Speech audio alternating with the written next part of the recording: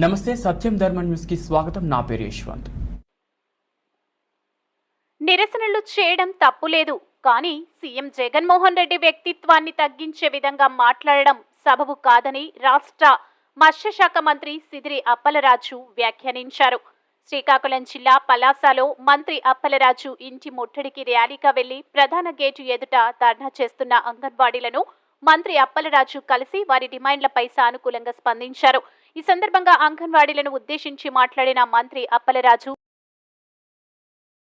మీరు నిరసన వ్యక్తం చేయండి, తప్పులేదు, కానీ జగన్మోహన్ రెడ్డి గారి వ్యక్తిత్వాన్ని తగ్గించే విధంగా మాత్రం దయచేసి మీరు ప్రవర్తించండి. మీ మీద, మీ కుటుంబాల మీద, ఈ అంగన్వాడీ వ్యవస్థల మీద అత్యంత ప్రేమ ఉండి నమ్మకం ఉన్నటువంటి నాయకుడు జగన్మోహన్ రెడ్డి. ఈ రోజు కాకపోతే రేపు, రేపు కాకపోతే ఎల్లుండి చర్చల ద్వారా ఖచ్చితంగా మీ యొక్క డిమాండ్లు ఏవైతే ఉన్నాయో మీరు అనుకున్నట్లుగానో లేకపోతే మీరు అనుకున్నటువంటి స్థాయికి తగ్గట్లుగానో పరిష్కారం చేసే బాధ్యత అయితే ఈ ప్రభుత్వం తీసుకుంటుంది. దయచేసి ఎవరు కూడా ఆందోళన చెందదు. కాకపోతే రాష్ట్ర వ్యాప్తంగా ఉన్నటువంటి అందరూ కూడా తెలియచేయండి, ఇది మాకు చాలా బాధ అనిపిస్తుంది. మా నాయకుడు చేసిన తప్పేంటి?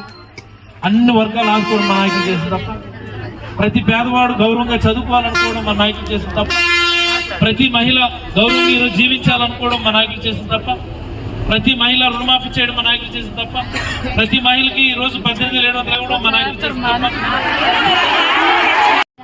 ఎందుకు ఈ మాట చెప్తున్నానండి, గతంలో కూడా మీరు ఇలాగే ధర్నాలు చేశారు. ధర్నాలు చేసి ఈరోజు ప్రభుత్వం ఒక మంత్రుల కమిటీ వేసి మీతో చర్చలకు పంపించింది. ఈ రోజు కాకపోతే మళ్ళీ రేపు కూర్చుంటామంటున్నారు, రేపు కాకపోతే ఎల్లుండి కూర్చుంటామంటారు, మీతో మాట్లాడతామంటున్నారు, మీ సమస్య పరిష్కారం చేస్తామంటారు.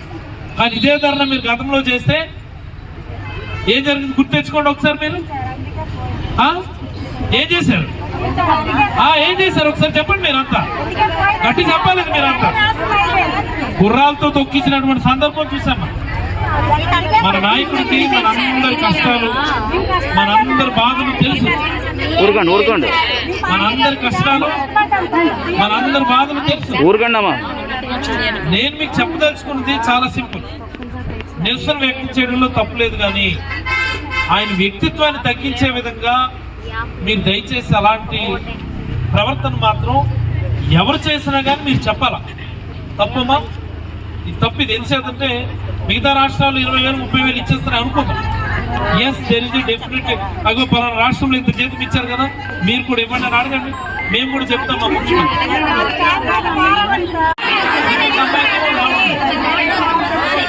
ఇలాంటి అక్కడక్కడ చిన్న చిన్న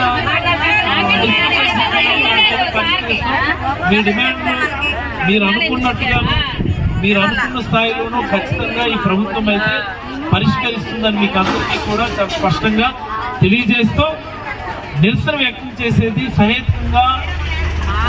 మీ డిమాండ్లని నేనేమి తప్పు చేయటం, మీరు అడిగే విధానం ఇలాంటి వాళ్ళు కూడా మీరు చెప్పాలి. ఎందుకంటే ప్రతి పేదవాడికి మంచి జరిగినటువంటి ఏకైక ప్రభుత్వం మన జగనన్న ప్రభుత్వం అని సందర్భంగా మీకు అందరికీ కూడా మీరు కూర్చోవద్దు, మీరు నిలబడండి. చెప్తారు మీరు నిలబడండి. ఎప్పుడు రాపలేకనండి ఆ పప్పులో కూడా పోయకండి. లేదంటే నేను కూడా కూర్చున్నాను మీతో పాటు. లేకుండా ఆటో లేకుండా నేను తీసుకెళ్తాను. మీరు రిప్రజెంటేషన్ అయితే నేను చేస్తాను. దయచేసి మీరు ఎండలో మాత్రం కూర్చోదు. మీరంతా నిలబడండి. మరి అవును, నిలబడండి.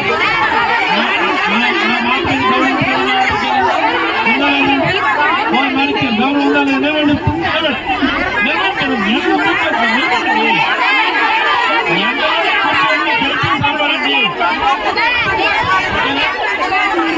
నా మాట్లాడి గౌరవం ఉందా? మీరు ఎంతో కూర్చొని నిలబడి చెప్తారు.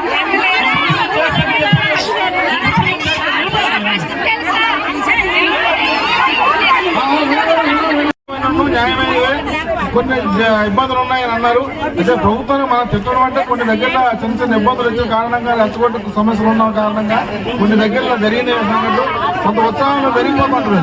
ఏమైనా సానుకూలంగా పరిష్కరించి తీసుకోవాలి.